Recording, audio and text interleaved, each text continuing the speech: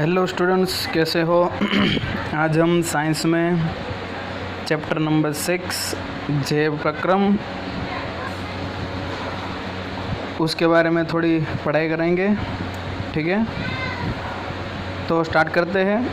तो हमें पता है कि हम जैव मतलब सजीव और अजैव मतलब निर्जीव किसे कहते हैं। अगर किसी को पूछा जाए कि भाई सजीव किसे कहते हैं, तो उसका यही आंसर होगा कि भाई जो चलता हो, दौड़ता हो, खाता हो, सोता हो, उसे हम सजीव कह सकते हो। और निर्जीव मतलब जो हिलचाल ना कर सके, ना उसको खाने की ज़रूरत पड़े, ना सांस ले, ना दौड़ता हो, उसे हम निर्जीव कह सकते हैं। ठीक है, फॉर एग्ज़ाम्पल कुत्ता है, गाय है, बिल्ली है, ये सोते हैं, सब खाते हैं, पीते हैं, दौड़ते हैं, चलते हैं, तो ये सजीव कह सकते हैं। ठीक है, अब कोई अगर ये कहे कि सर पौधा है, कोई अगर ये कहे कि सर पौधा है, तो उसको हम सजीव कहेंगे या निर्जीव? तो उसको हम सजीव कहेंगे। तो वापस और एक क्वेश्चन होगा कि सर वो तो ना चलता है, ना दौड़ता है, ना खाता है, फिर कैसे? तो भाई जब हम कोई बीज बोते हैं तो उसमें भी धीरे धीरे वृद्धि होती है, वो भी धीरे धीरे बड़ा होता है, वो भी सांस लेता है और वो भी अपना खुराक खुद बनाता भी है। वो भले चल ना सके, ना दौड़ सके, फिर भी उसको सजीव हम कहेंगे। ठीक है, तो अब हमारे सिलेबस में डायरेक्ट जो टॉपिक है वो है हमारा जैव प्रक्रम क्या है। हमारा चैप्टर का नाम है जैव प्रक्रम, लेकिन जैव प्रक्रम है क्या? तो स्टार्ट करते हैं कि भाई जीवों का अनुरक्षण कार्य निरंतर होना चाहिए। यह उस समय भी चलता रहता है जब वे कोई विशेष कार्य नहीं करते। फॉर एग्जाम्पल, हम जब सो रहे हो या तो कक्षा में बैठे हो, उस समय भी यह अनुरक्षण का काम चलना रहना चाहिए। हम जब सो रहे हो तब हमें कुछ भी पता नहीं होता, फिर भी हम सांस लेते हैं, हमारा हृदय है वो पंपन करता है। तो वे सभी प्रक्रम जो सम्मिलित रूप से अनुरक्षण का कार्य करते हैं उसे हम जैव प्रक्रम कहेंगे। ठीक है, 1 मार्क्स का है IMP क्वेश्चन, याद रखना है आपको। वापस दोहराता हूँ कि वे सभी प्रक्रम जो सम्मिलित रूप से अनुरक्षण का कार्य करते हैं उसे हम कहेंगे जैव प्रक्रम। क्योंकि क्षति तथा टूट फूट रोकने के लिए अनुरक्षण प्रक्रम की आवश्यकता होती है और उसके लिए हमें ऊर्जा की आवश्यकता भी होगी, और यह ऊर्जा एकल जीव के शरीर के बाहर से आती है। इसलिए ऊर्जा के स्रोत का बाहर से जीव के शरीर में स्थानांतरण के लिए कोई प्रक्रम होना चाहिए। अब हम जब भूख लगते हैं हमें, तब हम खाना खाते हैं और उसमें से हमें ऊर्जा मिलती है। तो ये ऊर्जा जो हमें मिली तो एक प्रकार से हम बाहर से ही मिली है। ठीक है, तो इसे हम जैव प्रक्रम कह सकते हैं। यदि जीव में शारीरिक वृद्धि होती है तो इसके लिए उसे बाहर से अतिरिक्त कच्ची सामग्री की भी आवश्यकता होगी। शारीरिक वृद्धि करनी है हम आपको, मोटा होना है या तो वज़न कम करना है, तो उस हिसाब से आप कोई पाउडर या तो कोई गोली आती है, तो उसमें भी बाहर की कच्ची सामग्री की आवश्यकता होगी। क्योंकि पृथ्वी पर जीवन कार्बन आधारित अणुओं पर निर्भर है। दोस्तों याद रखना, कार्बन परमाणु क्रमांक है उसका 6। ठीक है, आधुनिक आवर्त कोष्ठक में उसका जो स्थान है और उसका परमाणु क्रमांक है 6। ठीक है, पृथ्वी पर जितनी भी चीज़ें हैं, जो भी है, भूपट्टी है, वो सब, उस सभी में सबसे ज़्यादा से ज़्यादा अगर आप देखने जाओ तो कार्बन है वो ज़्यादा मिलेगा आपको। ठीक है, इसीलिए बोला है कि वे जीवन कार्बन आधारित अणुओं पर निर्भर है और खाद्य पदार्थ भी अधिकांश कार्बन आधारित ही है। ठीक है, अब कि भाई शरीर के अंदर ऊर्जा के जो स्रोत है वो स्रोत के विघटन या निर्माण की आवश्यकता होती है, जिससे ये अंततः ऊर्जा के एक समान स्रोत में परिवर्तित हो जाने चाहिए। हम खाना खाते हैं, हमें ऊर्जा मिलती है, लेकिन कब मिलती है? जब खाना अंदर जाता है तब उसका विघटन होता है, उसका पाचन होता है, तब जाके हमें ऊर्जा मिलती है। ठीक है। और यह विभिन्न आणविक गतियों के लिए एवं विभिन्न जीव शरीर के अनुरक्षण तथा शरीर की वृद्धि के लिए आवश्यक अणुओं के निर्माण में उपयोगी है। और इसके लिए शरीर के अंदर रासायनिक क्रियाओं की एक श्रृंखला की आवश्यकता होती है। खुराक पाचन होता है तो वो सिंपल तरीके से नहीं हो जाता है, उसमें भी कई सारी प्रोसेस होती है, तब जाके खाना पचता है। उपचयन, अपचयन, अभिक्रियाओं, अणुओं के विघटन की कुछ सामान्य रासायनिक युक्तियाँ हैं। और इसके लिए शरीर से जीव शरीर के बाहरी स्रोत से ऑक्सीजन प्रयुक्त करते हैं। शरीर के बाहर से ऑक्सीजन को ग्रहण करना तथा कोशिकीय आवश्यकता के अनुसार खाद्य स्रोत के विघटन में उसको उपयोग श्वसन कहलाता है। याद रखना, 1 मार्क्स में पूछा जाएगा आपको कि भाई श्वसन किसे कहते हैं। देखो, जैव प्रक्रम में श्वसन आएगा, पोषण आएगा, वहन आएगा, उत्सर्जन आएगा। ये पूरे चैप्टर में ये 4 टॉपिक के बारे में ही हमें पढ़ना है। तो अगर आपको ये क्वेश्चन पूछा जाए कि भाई श्वसन किसे कहते हैं, तो शरीर के बाहर से ऑक्सीजन को ग्रहण करना और कोशिकीय आवश्यकता के अनुसार खाद्य स्रोत के विघटन में उसका उपयोग करना, उसे हम कहेंगे श्वसन। ओके, आगे कि भाई एक एक कोशिकीय जीव की पूरी सतह पर्यावरण के संपर्क में रहती है। ये हमें पता है। एक एक कोशिकीय जो जीव है उसकी पूरी बॉडी, उसकी पूरी जो सतह है वो पर्यावरण के संपर्क में होती है।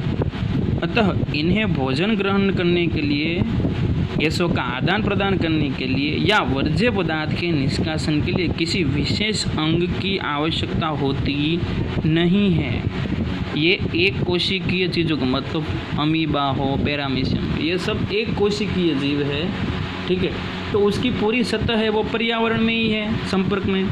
तो उसको अगर वृद्धि करनी है, गैस का आदान प्रदान करना है, वर्ज्य पदार्थ है उत्सर्जन है करना, तो उसके लिए कोई अलग से कोई विशेष अंग की आवश्यकता रहती नहीं है। लेकिन जब जीव के शरीर का आकार बढ़ता है तथा शारीरिक अभिकल्प अधिक जटिल हो जाता है, तब क्या होता है?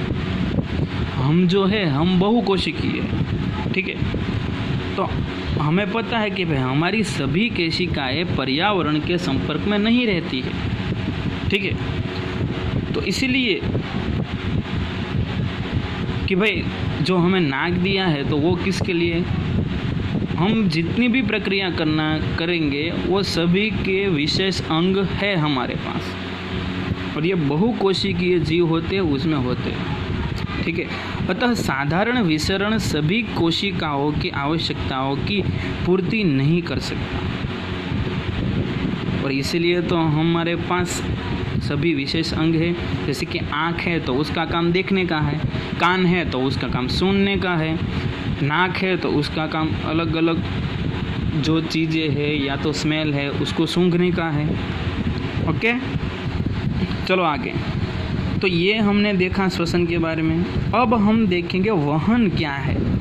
कि हमने पहले भी देखा है कि बहुकोशिकीय जीवों में विभिन्न कार्यों को करने के लिए विभिन्न अंग होते हैं। हम इन विशिष्टीकृत ऊतकों से तथा जीव के शरीर में उनके संगठन से परिचित है। अतः इसमें कोई आश्चर्य नहीं है कि भोजन तथा ऑक्सीजन का अंतःग्रहण भी विशिष्टीकृत ऊतकों का कार्य है। हम खाना मुंह से खाते हैं, ठीक है, फिर भी खुराक और हमें जो ऊर्जा मिलती है वो पूरी बॉडी में मिलती है। हम ऑक्सीजन है वो नाक के द्वारा लेते हैं, फिर भी हमारी पूरी बॉडी में ऑक्सीजन रहता है। तो ये कैसे होता है? तो ये होगा वहन, क्योंकि वहन के द्वारा ही ये पॉसिबल है। आगे परंतु इससे एक समस्या पैदा होती है कि भाई यद्यपि भोजन एवं ऑक्सीजन का अंतर्ग्रहण कुछ विशिष्ट अंगों द्वारा ही होता है, परंतु शरीर के सभी भागों को इनकी आवश्यकता होती है। यह कहा है कि हम जो खाना खाते हैं या तो सांस लेते हैं, ठीक है, तो हमें तो भोजन मुंह के द्वारा ही खाते हैं, लेकिन उसकी ज़रूरत है वो पूरी बॉडी को है। तो इस स्थिति में क्या है, तो इस स्थिति में भोजन एवं ऑक्सीजन को एक स्थान से दूसरे स्थान तक ले जाने के लिए वहन तंत्र की आवश्यकता होती है। जो हमारा ब्लड यानी कि रुधिर, रक्त, ठीक है, वो पूरी बॉडी में फैला हुआ है। हमें पता है हम ऑक्सीजन लेते हैं, नाक से लेते हैं, फिर भी जो ऑक्सीजन है वो पूरी बॉडी में फैला हुआ है और वो पूरी बॉडी को आवश्यक भी है, और ये केवल और केवल वहन तंत्र के द्वारा पॉसिबल है। ठीक है, चलो आगे जो लास्ट वाला टॉपिक है वो है उत्सर्जन।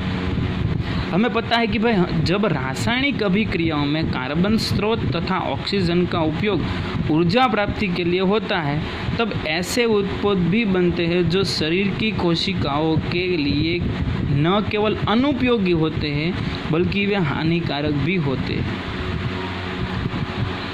हम खुराक खाते हैं, सांस लेते हैं, हमें पता है हम लेते हैं ऑक्सीजन और बाहर निकालते हैं कार्बन डाइऑक्साइड। कार्बन डाइऑक्साइड की हमें कोई आवश्यकता नहीं है, इसलिए हम बाहर निकाल देते हैं। वैसे ही हम जब खाना खाते हैं तब हमारी बॉडी में जो खाना खाते हैं उसमें से जो भी चीज़ हमें चाहिए वो मिल जाती है,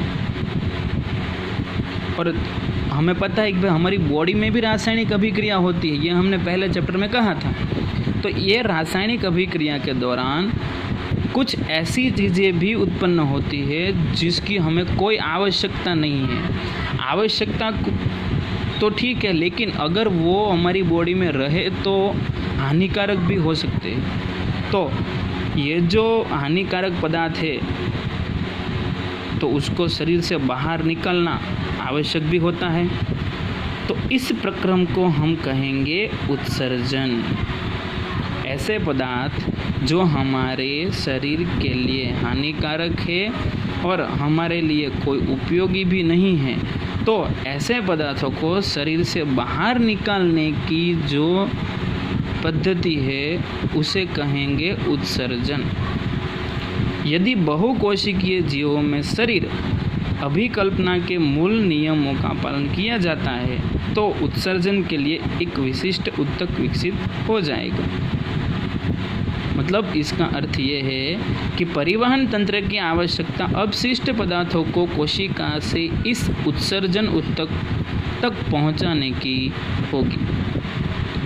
ओके, तो हमने यहाँ 4 जो टॉपिक है उसके बारे में थोड़ा बहुत जाना है। वापस से मैं कह लेता हूँ, पोषण, फिर उसके बाद श्वसन, फिर वहन, और फिर जाके लास्ट में आएगा उत्सर्जन। ये सभी टॉपिक को हम 1 बाय 1 डीप में पढ़ेंगे। पोषण, तो पोषण हमारे मनुष्य में भी होता है, वनस्पति में भी होता है, ये सब के बारे में पढ़ेंगे। फिर श्वसन, हम भी सांस लेते हैं, वनस्पति भी लेती है। तो ये जो सभी टॉपिक है उसके बारे में हम डीप में अभी हम पढ़ेंगे। ठीक है, तो इसमें से सबसे पहला जो टॉपिक आता है वो है पोषण।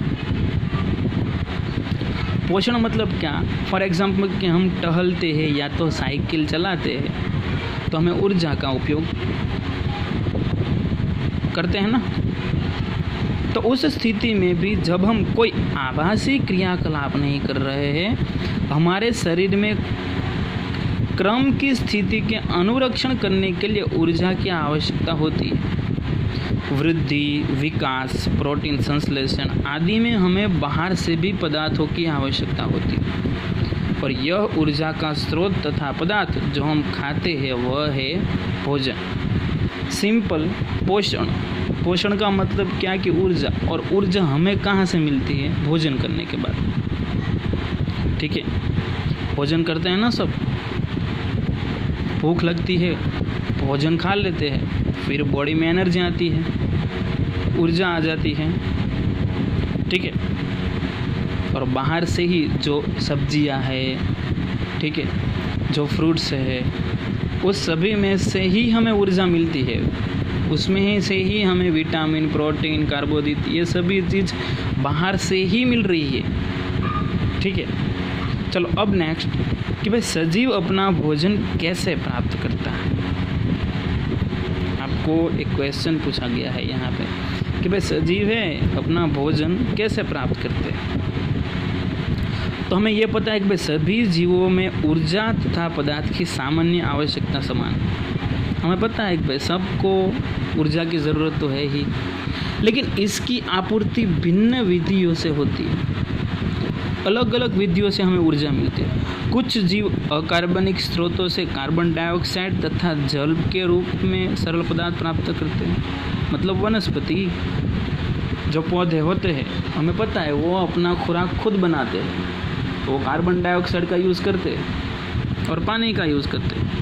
ये जीव स्वपोषी है, जिनमें सभी हरे पौधे तथा कुछ जीवाणु, अभी हमने कहा। अन्य जीव जटिल पदार्थों का उपयोग करते हैं और इन जटिल पदार्थों को सरल पदार्थों में खंडित करना अनिवार्य है, ताकि ये जीव के संरक्षण तथा वृद्धि में प्रयुक्त हो सके। और इसे प्राप्त करने के लिए जीव जैव उत्प्रेरक का उपयोग करते हैं, जिन्हें हम कहेंगे एंजाइम।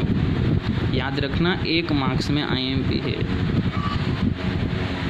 हमें पता है कि वनस्पति, पौधे और कुछ जीवाणु है वो स्वपोषी। स्वपोषी क्यों? स्वपोषी इसलिए क्योंकि वो अपना खुराक खुद बनाते हैं। हम है वो विषम पोषी है। क्यों? हम दूसरे के ऊपर डिपेंड है। कोई कहेगा सर हम खाना तो हम खुद पकाते हैं, लेकिन भाई रोटी तो जो बना रहा है वो किस में से बनी? गेहूँ ना। और गेहूँ कहाँ से आते हैं? वनस्पति में से आते हैं ना। तो हमने अपना खुराक खुद बनाया नहीं, हम दूसरों के ऊपर डिपेंड है। इसीलिए हम क्या है? विषम पोषी।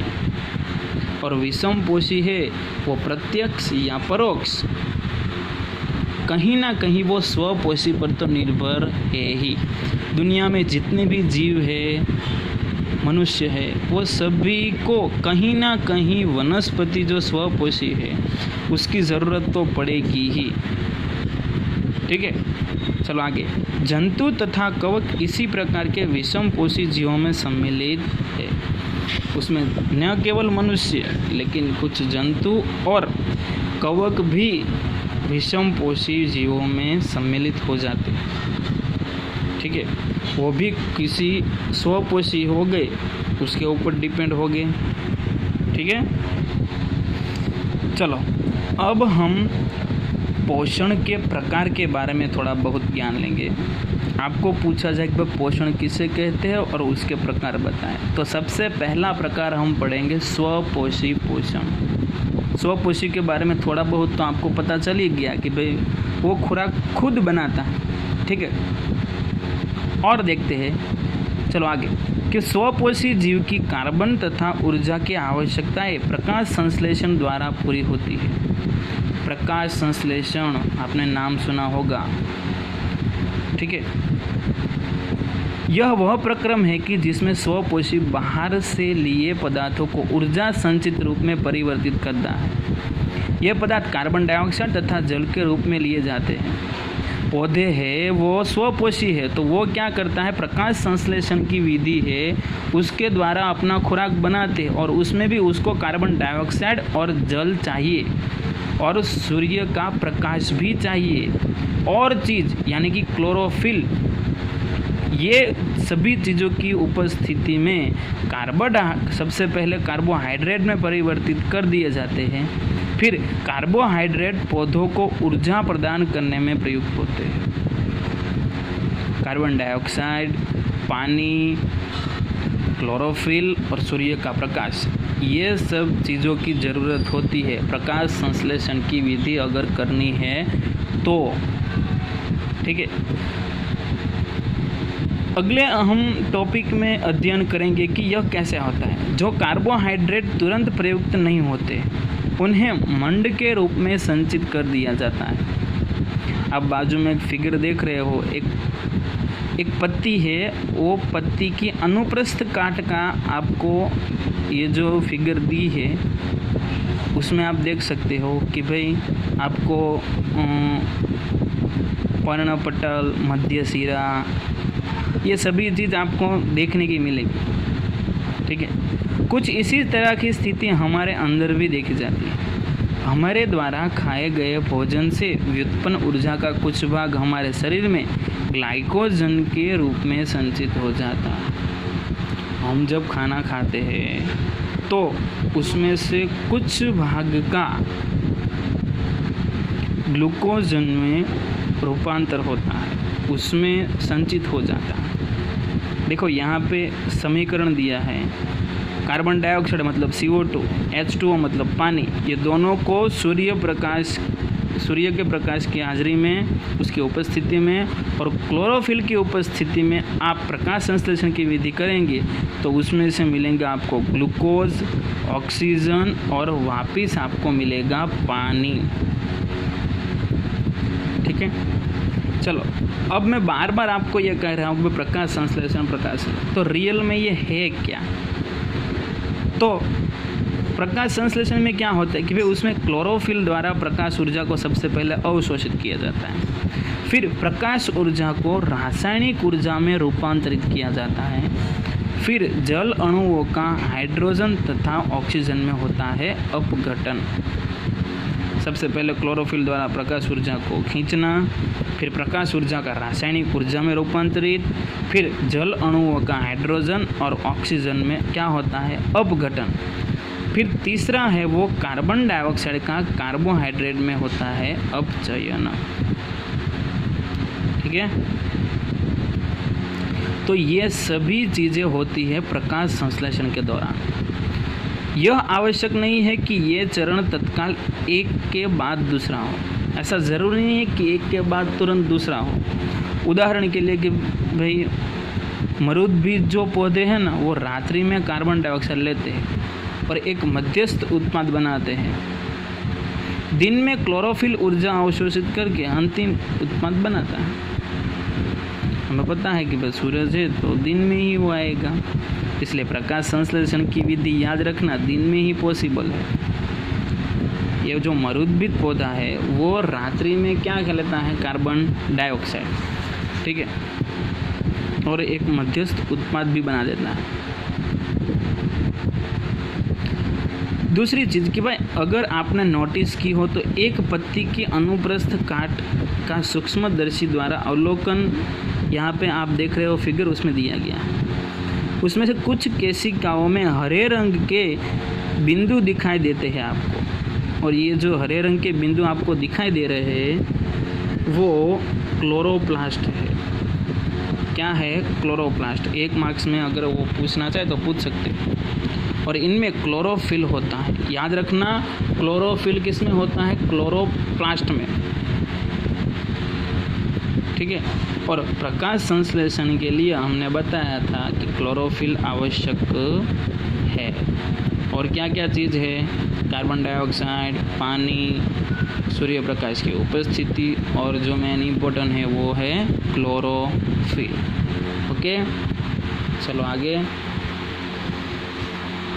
तो हम देखते हैं कि भाई अब हम अध्ययन करेंगे कि पौधे कार्बन डाइऑक्साइड कैसे प्राप्त करते हैं। हमने ये तो कह दिया कि भाई कार्बन डाइऑक्साइड लेते हैं, लेकिन कैसे लेते हैं वो?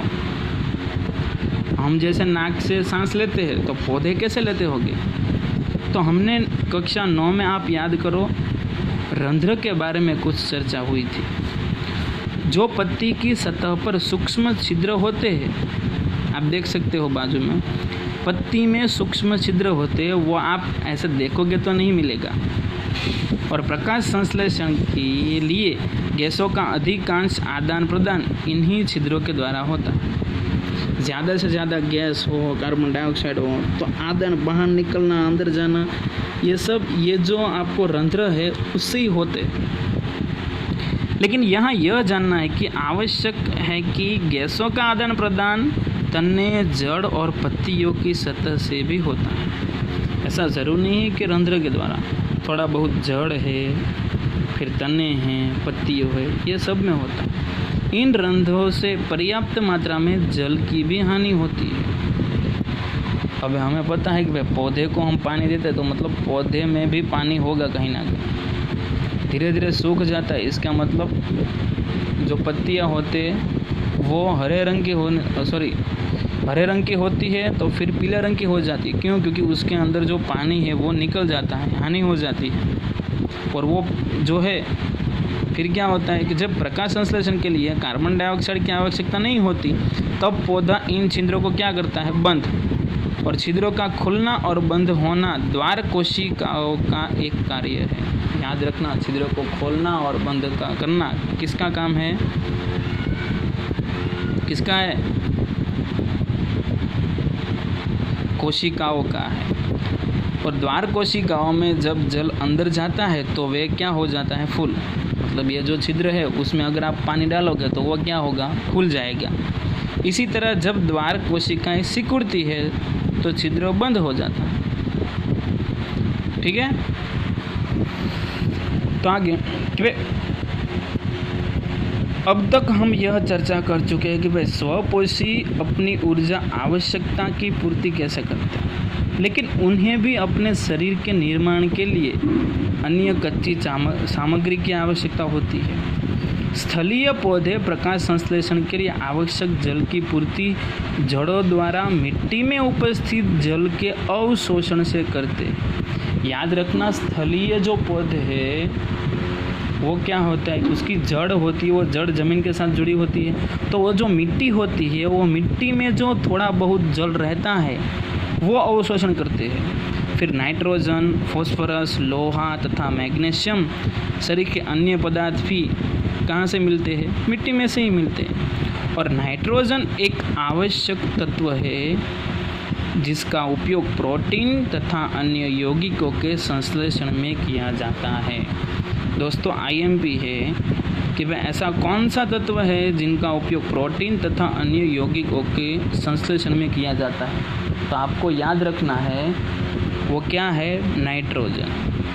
इसे अकार्बनिक नाइट्रेट का नाइट्राइट के रूप में लिया जाता है और इन्हें उन कार्बनिक पदार्थों के रूप में लिया जाता है जिन्हें जीवाणु वायुमंडलीय नाइट्रोजन से बनाते हैं। ठीक है, इसका मतलब ये होगा भाई नाइट्रोजन है तो उसका सबसे पहले नाइट्रेट फिर नाइट्राइट ऐसे रूप में लिया जाता है और फिर उसको कार्बनिक पदार्थों में लिया जाता है। ओके, तो यहाँ हमारा पहला प्रकार पोषण का यानी कि स्वपोषी पोषण वो ख़त्म हुआ। तो आपको स्टूडेंट्स ये पूरा टॉपिक IMP है और आपको सवाल पूछा जाता है कि भाई पोषण किसे कहते हैं और उसके प्रकार के बारे में सविस्तार समझाइए। 4 मार्क्स का सवाल।